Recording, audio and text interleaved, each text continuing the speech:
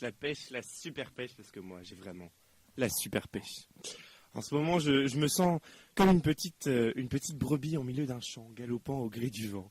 Je me sens comme une chenille qui se transforme en papillon majestueux pour aller butiner le pistil sucré des fleurs des champs. Ah, je me sens comme un guépard lâché dans la jungle, courant à toute allure vers sa proie. Oui, sa proie. Une proie bien en chair, une proie bien capricieuse. Alors, je la guette, je prends mon temps, je tourne autour, je me prépare, le regard de braise, et j'attaque. J'attaque et je n'y vais pas de main morte. Je cours, je saute, je rugis, la poussière vole sous mes pas. Et quand enfin j'arrive devant ma proie, je la grippe de toutes mes forces et la regarde droit dans les yeux. Elle est nette à présent. Juste sous mon nez, je vois enfin de près cette touffe sauvage sur la tête de la bête que je m'apprête à dévorer.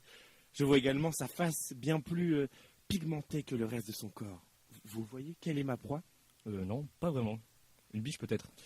Eh ben, si c'est une biche, je peux vous dire que c'est une biche pas vraiment commune. Hein, parce qu'une fois que je l'ai capturée et observée de près, je me suis vite rendu compte d'un truc, la biche parlait. Et de plus, la biche ne s'est pas laissée faire par mon appétit et a commencé à me parler de mexicain en rigolant. Alors, je vous avoue que j'ai rien compris sur le coup. Surtout que la biche portait une casquette. Alors là, ce qui ajoute vraiment un côté bizarre. Et au bout d'un moment, la biche m'a dit ça. I will build a great wall on our southern border and I will have Mexico pay for that wall. Quoi ? Mais attendez, mais c'est pas... Non. Me dites pas que j'ai essayé de capturer Donald Trump ! Oh mais oui, c'est bien ça.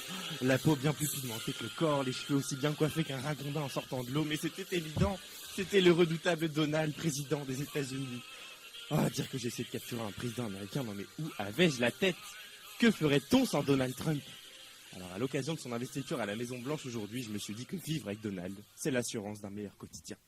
Pour commencer, vivre sans Donald Trump, c'est vivre en ne se respectant encore les uns et les autres. Enfin, ce serait quand même une régression. Je veux dire, comment voulez-vous respecter des gens comme des journalistes, par exemple, surtout si c'est des journalistes handicapés, genre vraiment la totale, quoi. Written by a nice reporter. Now the poor guy, you got to see this guy. Oh, I don't know what I said. Oh, I don't remember. He's going like, I don't remember. Oh, maybe that's what I said. Oui, là, bon, pour ceux qui ne sont pas bilingues et qui ne suivent pas trop l'actu, Trump a imité Serge Kowalski, un journaliste du New York Times qui souffre d'une maladie qui le paralyse. Il a essayé de l'imiter en disant « je me souviens plus de ce que j'ai dit, je me rappelle plus là », au sujet d'un reportage que le journaliste aurait fait il y a longtemps.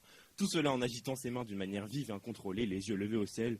Oh, ça va, si on peut même plus se moquer des handicapés. Non, je rigole, je veux bien prendre la défense de Donald Trump, mais il y a des limites quand même. Et puis vivre sans Donald Trump, c'est aussi passer à côté d'informations vraiment croustillantes.